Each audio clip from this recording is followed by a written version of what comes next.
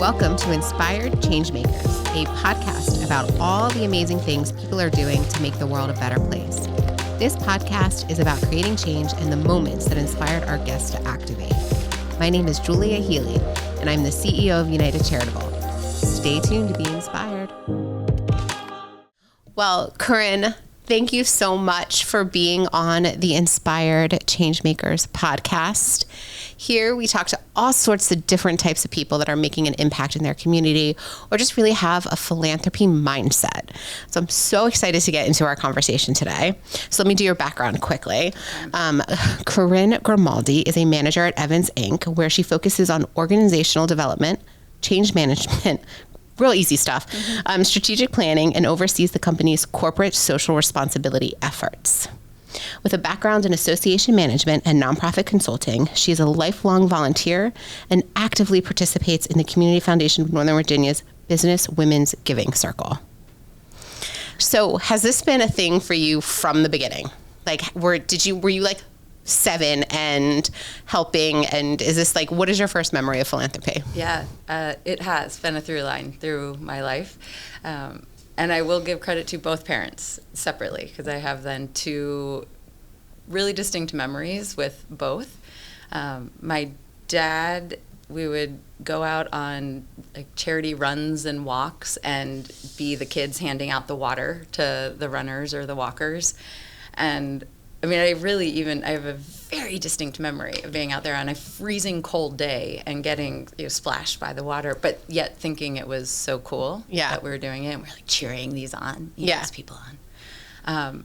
My mom then, and this one's funny, we laugh about this to this day, is that on Christmas Eve, we would drive around DC and hand out wrapped gifts to unhoused people. And it wasn't from a place of, like true monetary privilege. We did not have a lot of money. But it was important to us to give new things to people on Christmas.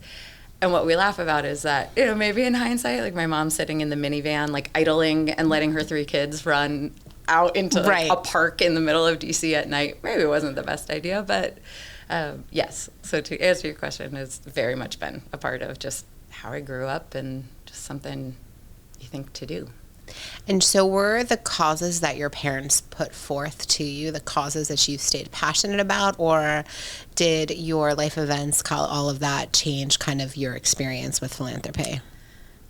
Good question. I mean, I think in many ways it created the foundation on which then I do believe my now adult belief of philanthropy exists, is that it's those basic needs. It's the Maslow's hierarchy of needs. Like, you need food and water and air.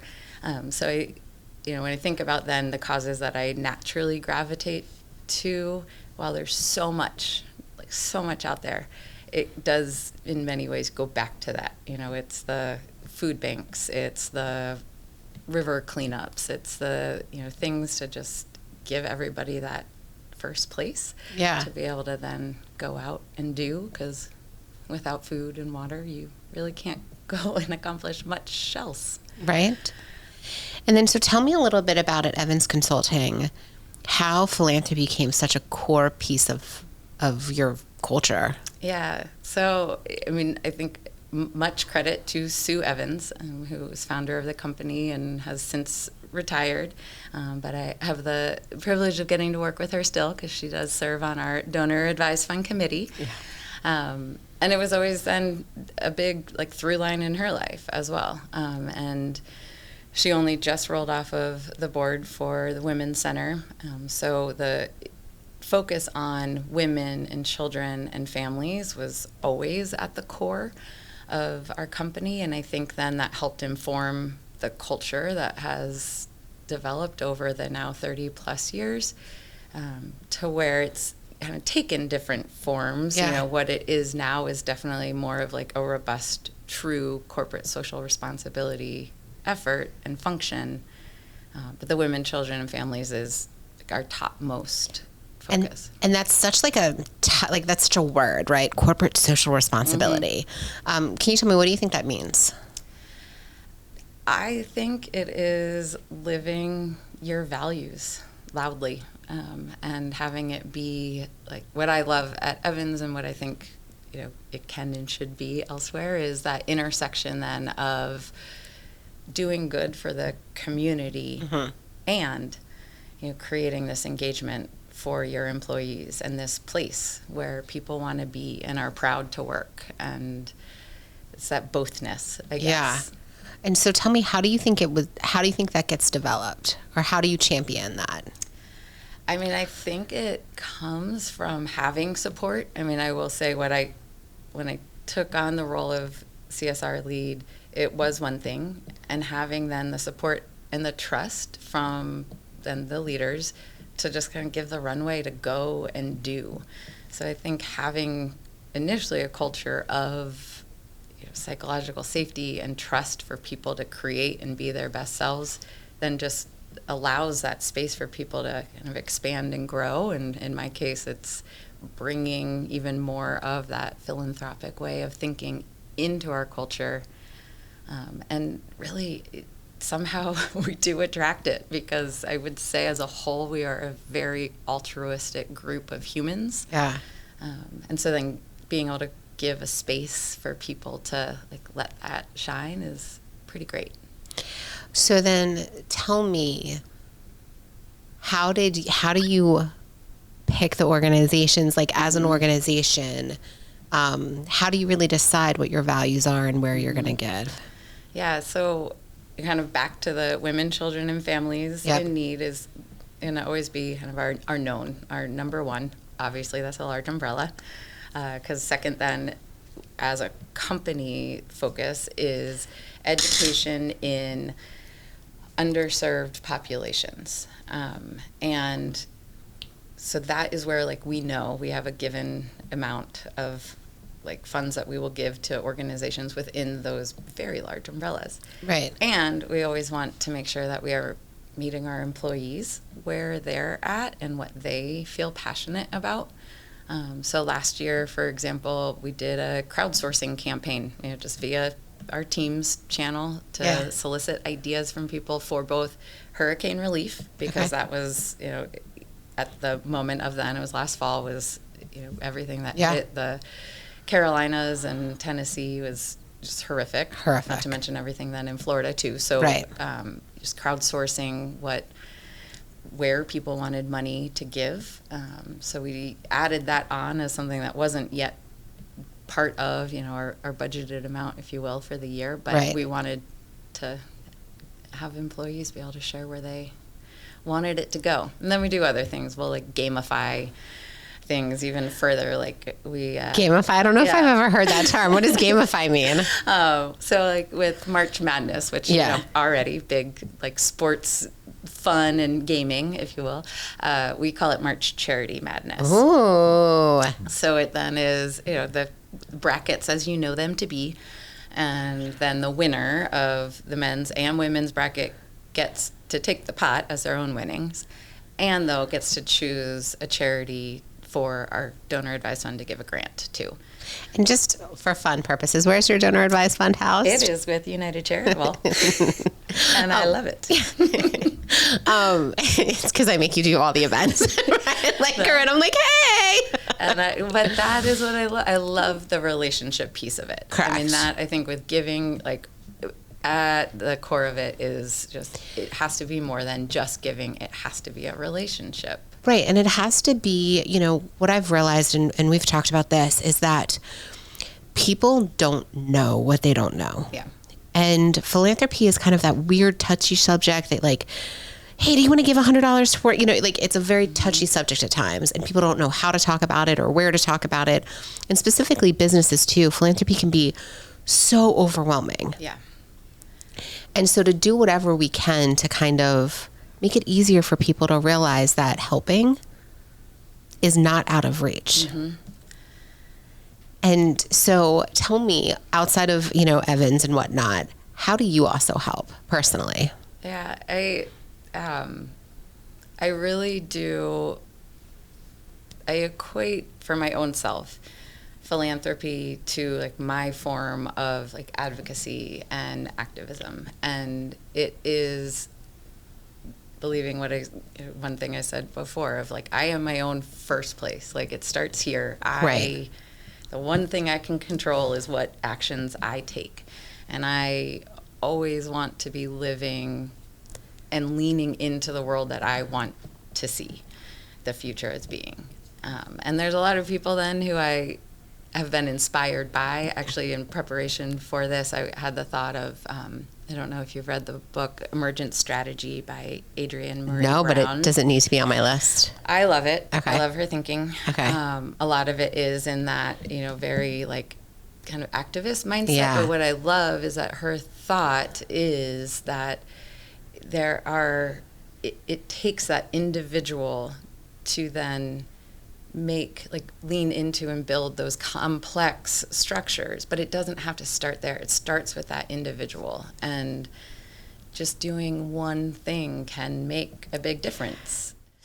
I'd like to thank United Charitable for sponsoring today's Inspired Changemakers podcast. United Charitable is a national nonprofit that focuses on guiding you on your charitable journey.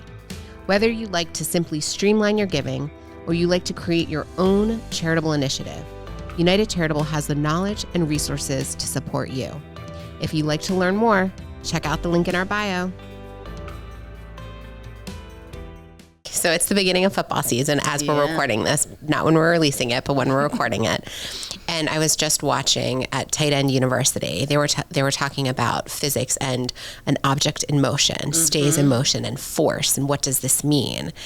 And you're right. This whole idea, we can start incredibly small. Mm-hmm. You can hand out wrapped gifts on Christmas Eve, exactly. right? Or you can participate in any soup kitchen. There's so many things that you can really do if you want to get started in philanthropy. Yeah, and I think it is then just realizing that impact that an individual and then the collection and the collective masses can make. When thinking about businesses, I actually was recently looking at some stats and was surprised to see that 99% of businesses are small businesses. Yeah.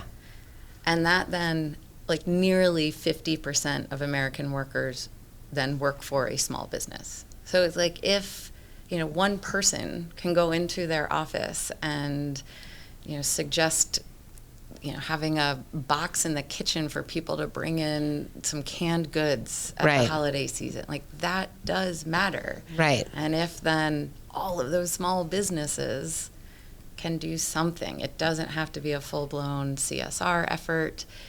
It can start with a human. And I think that that's so important to get out there, that it doesn't necessarily need to be monetary. Right. It can be your time. You can volunteer someplace, or your talent. Let's say you're good at social media or volunteer. You can volunteer your time doing social media, or for me, accounting, like all the things that we're talented with, we can give as well. Yeah. Why do you think it is so important for businesses to start talking about philanthropy as a part of their values? Yeah, because I think the landscape is changing and funding is changing.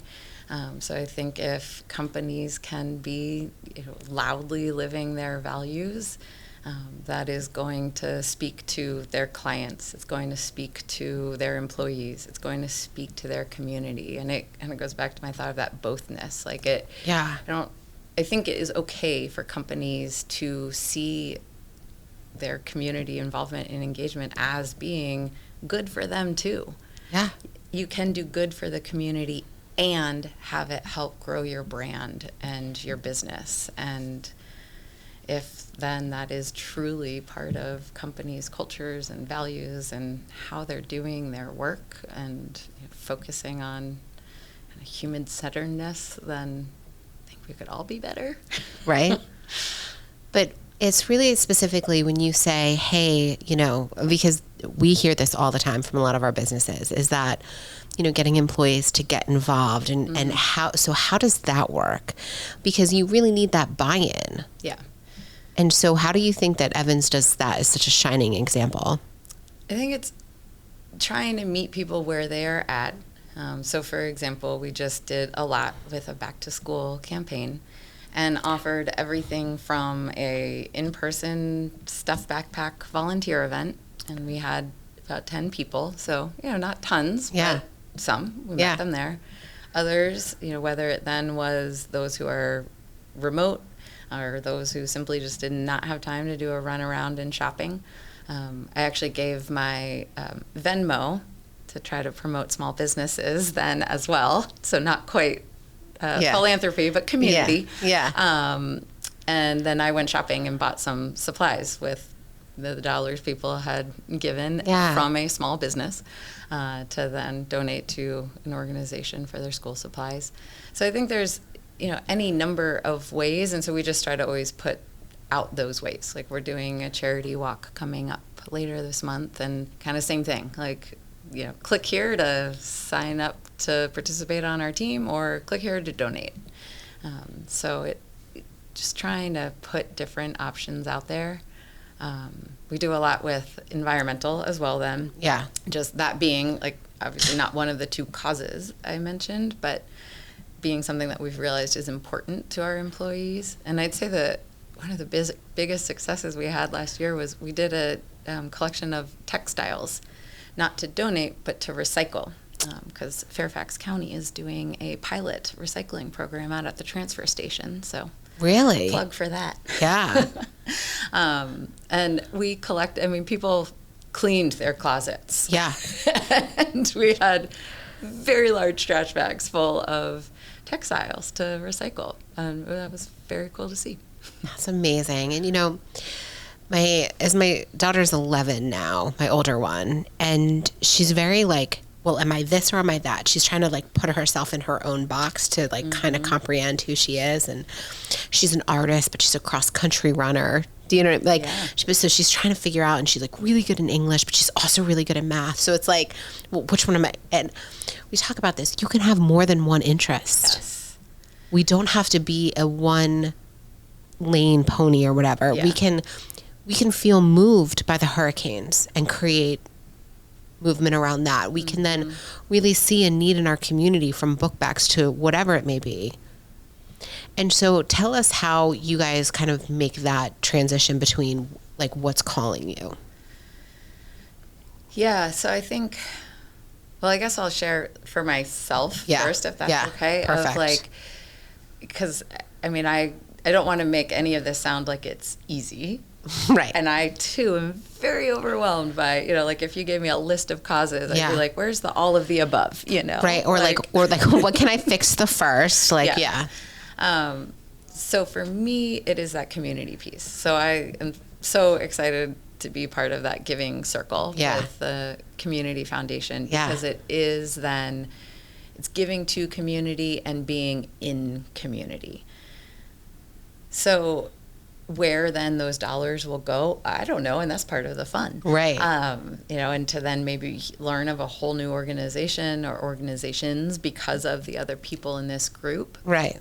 So I feel like I try to instill that thought within Evans as well of like, yes, we have these predetermined causes. Yeah. And we want to leave space to see where the community, like what they rally around. Yeah. And what's important, like environmental issues is kind of now a standing thing that we always have going at the office, or what is the you can hope one-off thing like a hurricane relief fund, right? Just to meet the here and now, I think.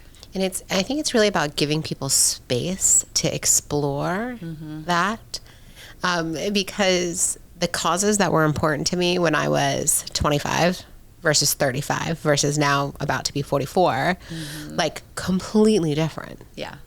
Because my perspective is different. Right.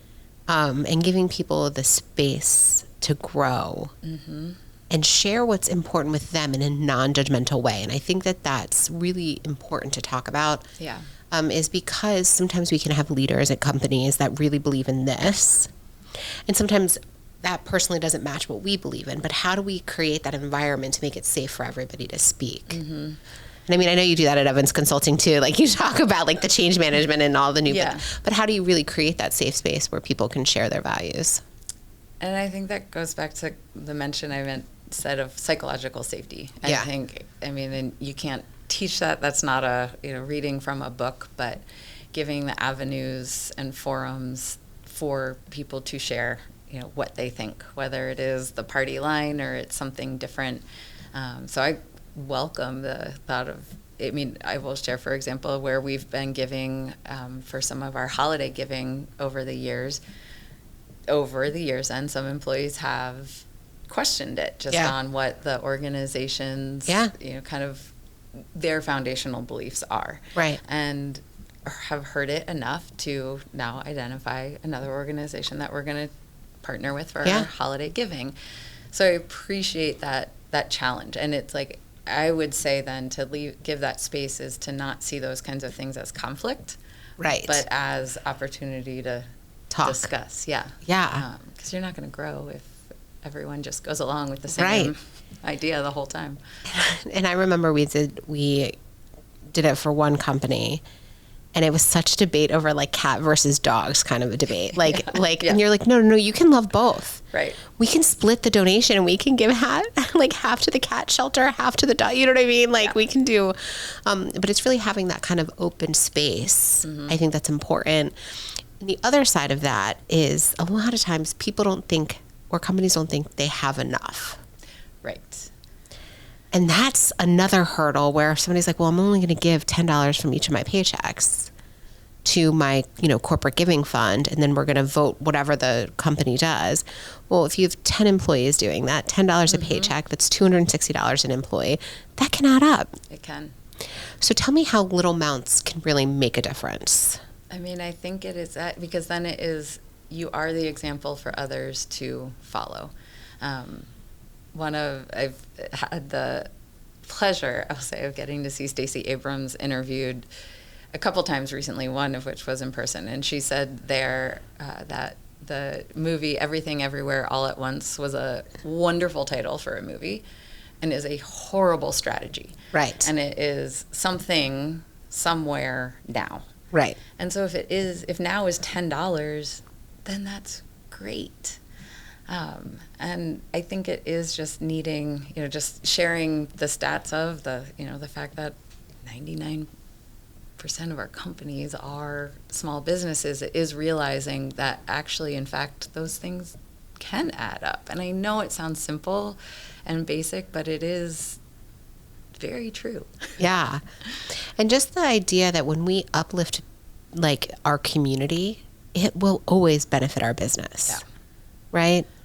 And so we have a lot of small businesses that have come to us and are just doing a $500 scholarship to their local high school just to help that kid with $2 now. $500 is $2 nowadays. But I'm just saying it's something, it's giving back. It shows that they care about the community.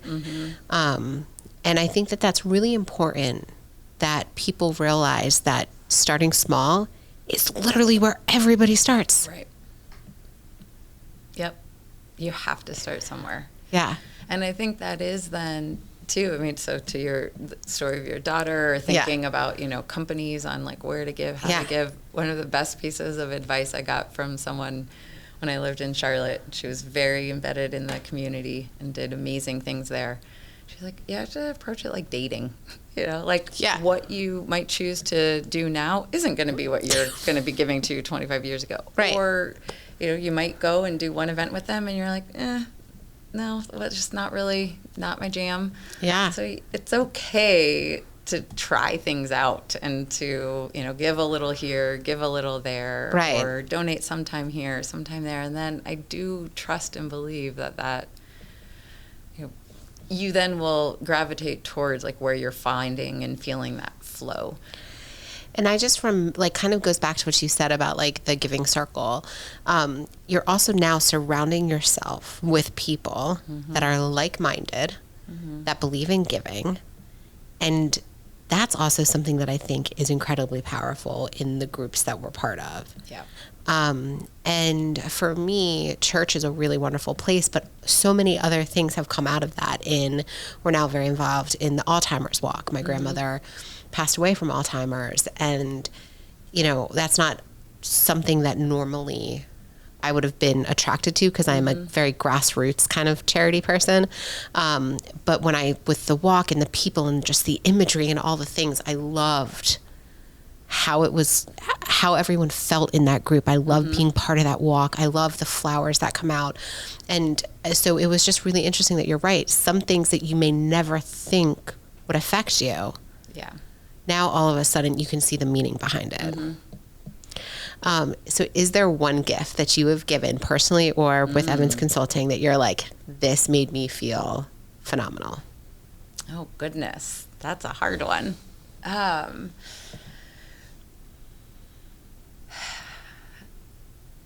do remember, I always answer these questions with like first thing that come to mind. I do remember walking around downtown in the holiday season, in my adult life though, so not running out of minivans. Yeah.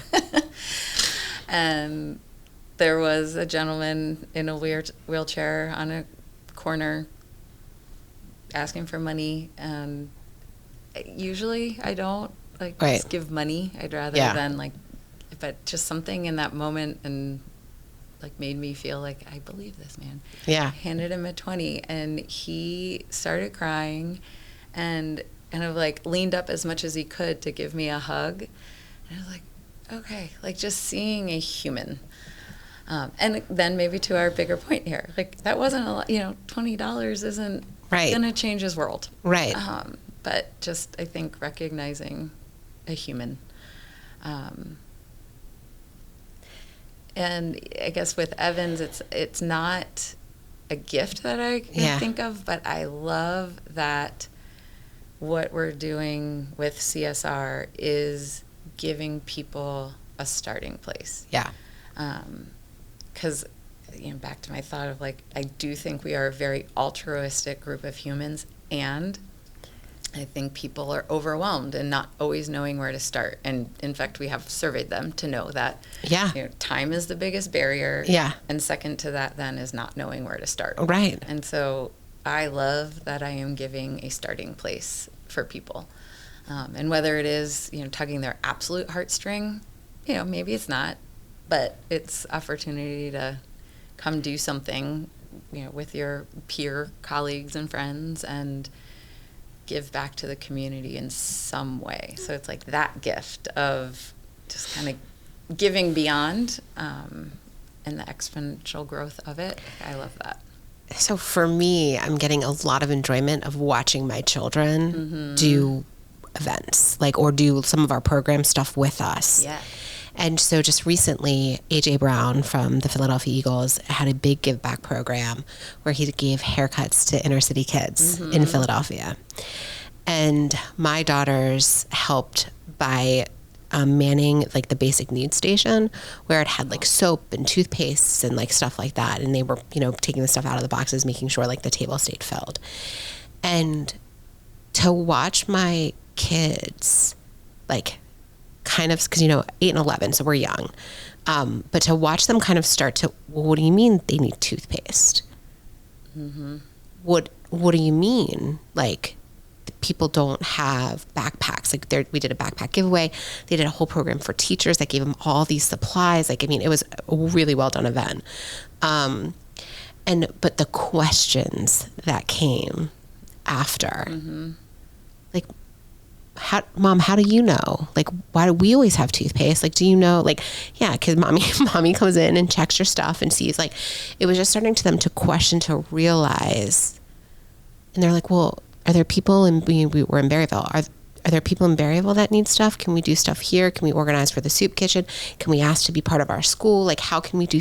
And it's so interesting having kind of walking children through this, because their whole eyes are just opened. Yes.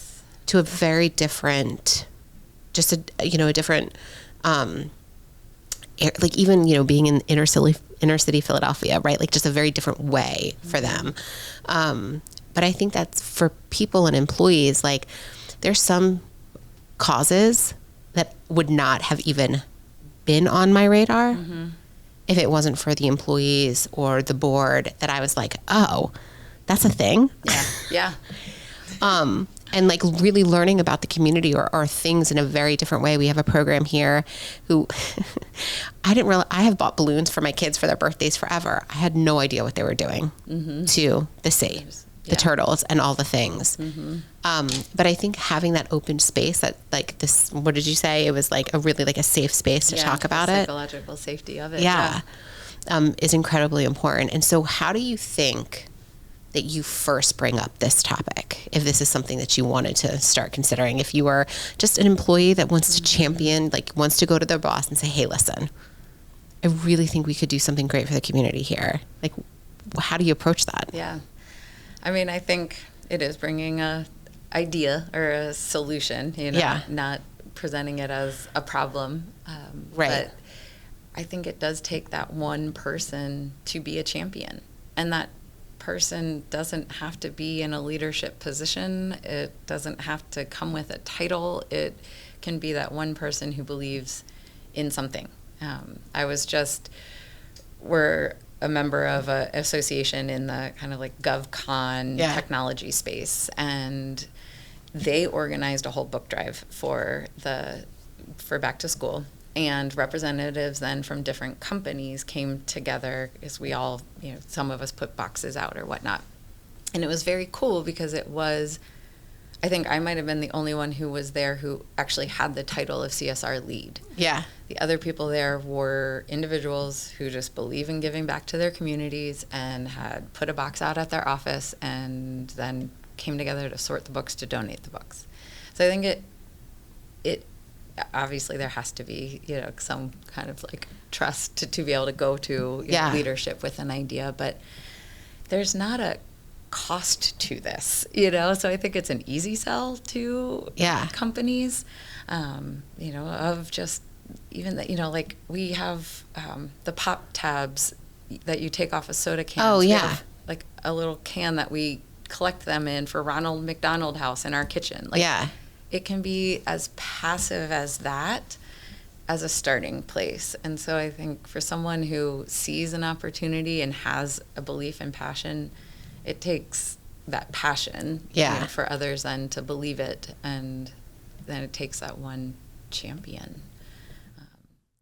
I would like to thank Athletes Charitable for sponsoring today's Inspired Changemakers podcast. Athletes Charitable offers a concierge membership service that provides the tools and resources to build a legacy through service.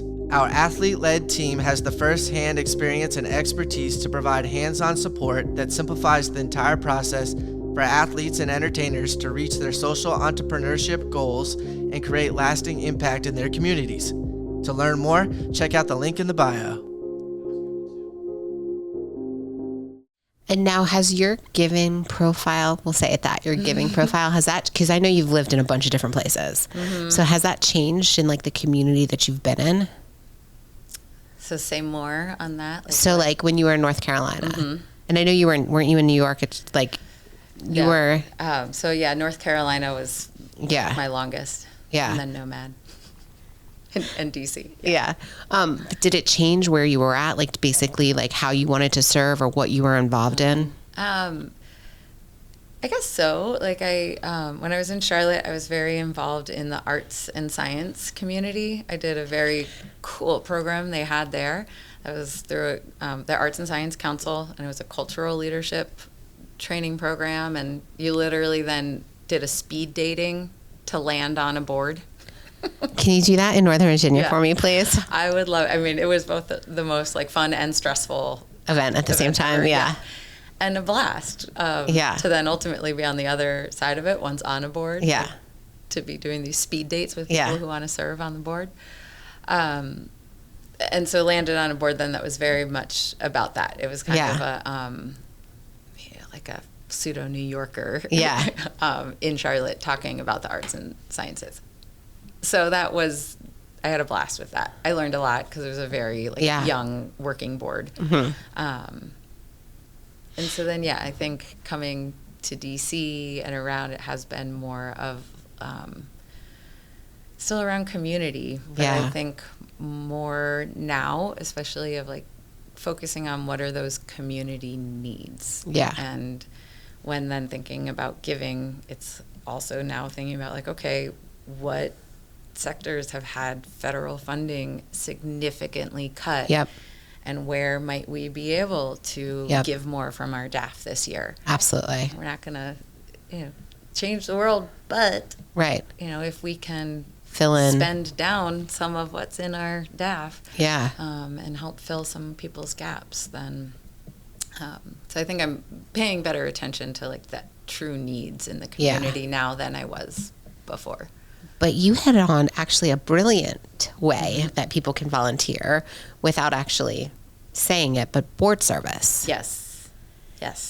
Can you tell us a little bit about what that entails? Yeah. I mean, there are board service is a huge wide spectrum. Right. And I guess I would say kind of to the point that we're making here is that giving can be approachable. Like, so too can board service. Like, Yep. I think there is a misconception that every board is going to ask you to give $1 million. Yeah. But there often is a give or get. Yeah. You don't have to cut the check. Correct. It could be, if you are a entry-level worker at some big consulting firm, maybe your give is by way of some pro bono giving of talent. Yeah. So there's ways to do it. So I would just encourage people to look past that. Yeah. And then, because every nonprofit has a board of directors. yes. And I know we're, as a nonprofit ourselves, we're always looking for really dynamic people that understand the programs we run, which are donor advised fund administration and fiscal sponsorship administration. But there is a ton of nonprofits out there that in a board service, you do not have to be an expert. I think that's like the number one thing that people are like, oh, well, I'm not. No, you do not need to be an expert. Absolutely. You just need to be community focused or whatever focused is the nonprofit. Yeah, exactly. You need to want to stand on a rooftop and scream the mission statement out loud. Correct. For people to believe you Right. and come along with you. Yeah. You do not need to know the nuances of... Do you need to know how to read a 990? No, you do not. I think there are then board basics. I mean, I see so many nonprofits struggling because their board has the best of intentions, Right. but just don't Absolutely. really know. But that's nothing that some YouTube things or Right, online exactly. resources couldn't. Board source, yeah. Yeah, exactly. And I think that is a wonderful place to start for people to get involved. And or find an organization that you believe in and just start volunteering with them, because that then is helping them, because that's building their pipeline for leadership. It can, So in times when it has seemed like maybe their problems are too big to solve, how do you stay positive? I lean in even more to the philanthropy mindset. I kind of shared before, in some ways I do put this in the same bucket as my advocacy and my activism. I find myself doing more now in and for the community than I've ever done before, because I do, if I just only were to read headlines, I would want to put my head in the sand. Right. But I think back to just what I'm, the Stacey Abrams quote, do something somewhere now. Just start. Just do something. Yeah. And that, when I think of another person who's absolutely inspired me in the philanthropy space, it's Jose Andres. Okay. When Hurricane Maria hit Puerto Rico, he got on a plane with his wallet with no real idea what he was going to do. Right. But he knew he had to do something. Right. And so I think it's that, just do something. Right. And that then is what I am trying to do now. Yeah. And it does give me hope. I mean, even in the backpack event, it was through Northern Virginia Family Service, and on one of the days I was just helping to collect what mostly companies were bringing in as donations. And then this man and woman got out of the car, and I asked them, as every other car who had pulled up with their carloads of things, what company are you with? And they're like, no, we did this on our own. And they had boxes of stuff that then were perfectly inventoried. And I was like, okay, there's hope. We're Right. going to be okay. Yeah. Because there are people like that out there. So I think it's doing something and looking up, just looking around and seeing that there are good things going on. My kids read this book called Just Help. It's a children's book. And it's basically you can pick up trash on a playground. Mm-hmm. You can just kind of what you said, keep your eyes open to the environment around you. And it doesn't need to be complicated. You can really hold the door open for somebody that's walking through, right? Like there's just so many different things that we can do. But I appreciate that because sometimes when, you see a headline or you see a need or you're fighting to change something, and it doesn't change as quickly as my type A personality would like it to change. Yeah.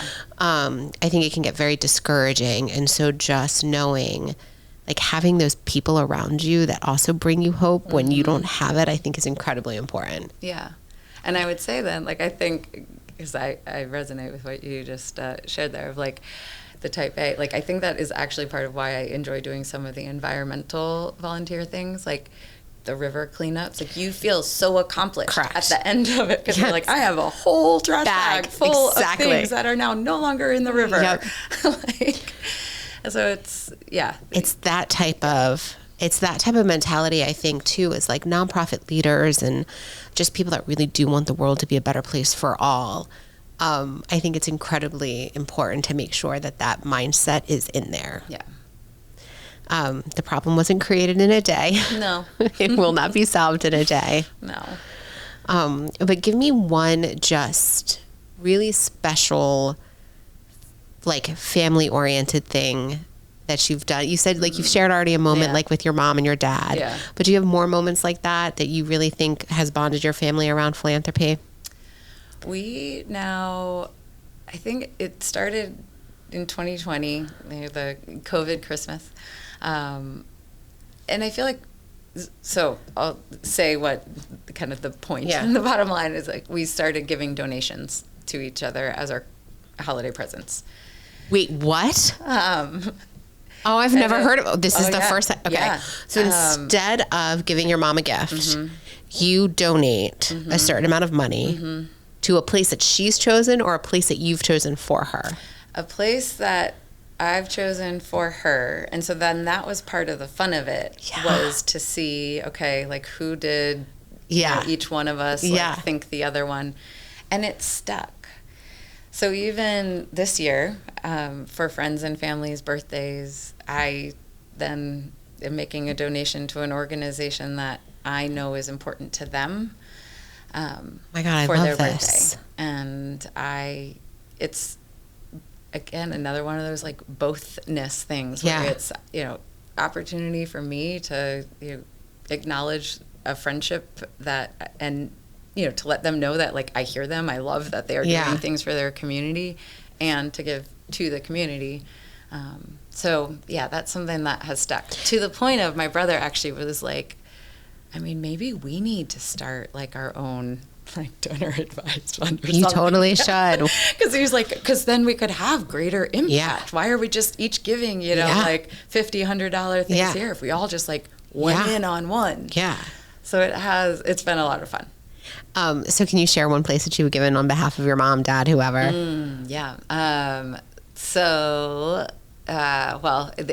My mom... Well, actually, my dad's easy. My dad is World Central Kitchen as well. He's going back to handing out water at events for such, and then I think if my dad could meet Jose Andres, he would probably pass out. My mom is very involved. I mean, she's on a board. Yeah, she volunteers at other organizations, and so I have kind of made my way through making donations to the organizations that she is involved in. I love that. So it is fun because it gets all of us thinking about. And like, what a way to really connect with somebody. Like you're really learning what's like very important to them because it's how they want the world to change. Yeah. And that just, I think, is such a deep level of connection, and I love that. you know? Like now I'm thinking, like now in my head, I'm like, okay, well, you know, my dad's birthday's coming up. So like instead of getting him, you know, what I normally do is that $50, you know, Barnes & Noble gift card because he reads everything under the sun. How about if I really then took that donation and made it to, you know, somewhere else where he could help kids read or books, whatever it may could be. He would be like, especially in his area in North Carolina, I think he would really enjoy that. Yeah. That's such a great idea. Yeah, it is fun to then also, I mean, I have gone down many rabbit holes as I then am researching, like, what's the best, like, exactly. What should I give? Because I think that's hard for people too, because they're like, okay, I want to give to the best organization that creates the most impact. And then you start reading your list and you're like, well, this place impacted 500 people, but they did 500 people and gave them a seminar. Okay, this person gave childcare to 4 single moms so they could go back to work. Which one is more impactful? Which one is better? And then people get stuck. Yeah. Yep.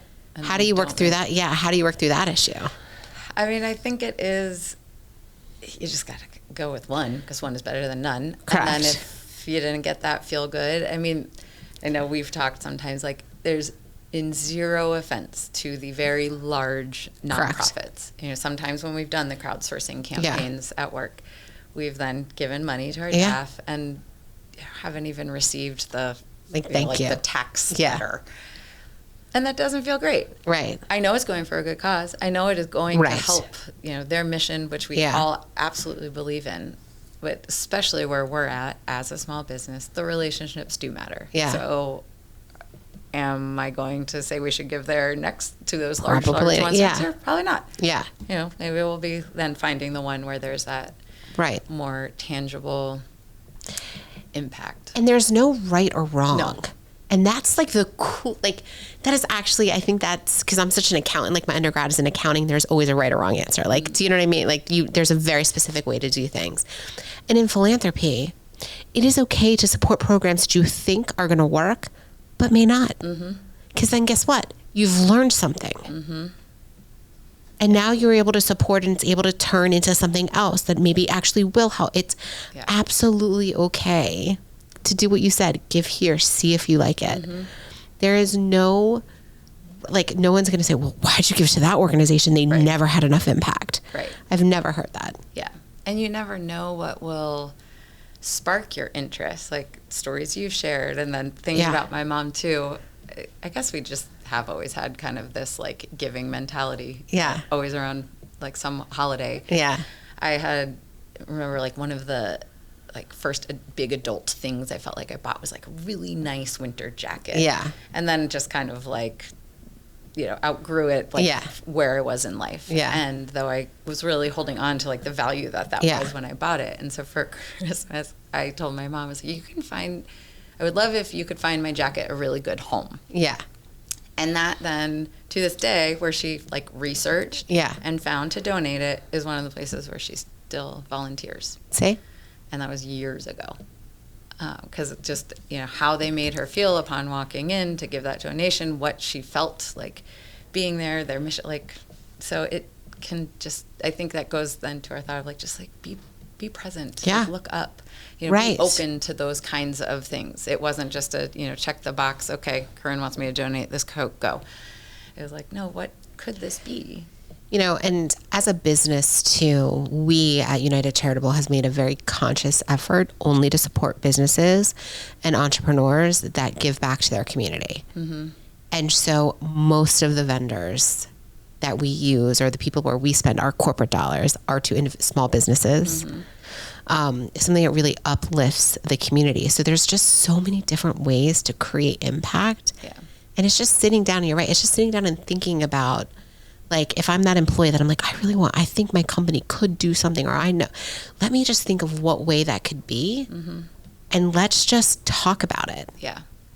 And I think also just don't be afraid to ask. You know, when we did that book drive just recently, like, we then asked our building, you know, which we are, you know, on one floor of 11. Yeah. Could we put the box in the whole building lobby instead of just our own? And what was the worst thing that was going to happen? They were going to say no, but they said yes. And we collected that many more books. Right. So I think it's just asking. Yeah. You know, coming in with I have an idea. Yeah. Can we put this box in the lobby? That's all it has to be. Right. Awesome. Yeah. Well, thank you so much thank for you. being on this podcast today. It's so important to me that people really have a place to turn to talk about philanthropy, and that it is not overwhelming. It can be very small. Yeah. But the message that really you've given here today is that just start. Yeah. And And don't discount what you're doing. Right. You're doing great. Yeah. If you're doing something that's good, that's great. Awesome. All right. Well, thanks, Corinne. Thank you so much. Yeah. Find Inspired Changemakers on Instagram, YouTube, and LinkedIn, and comment on all the awesome things you are doing to make this world a better place. Don't forget to subscribe.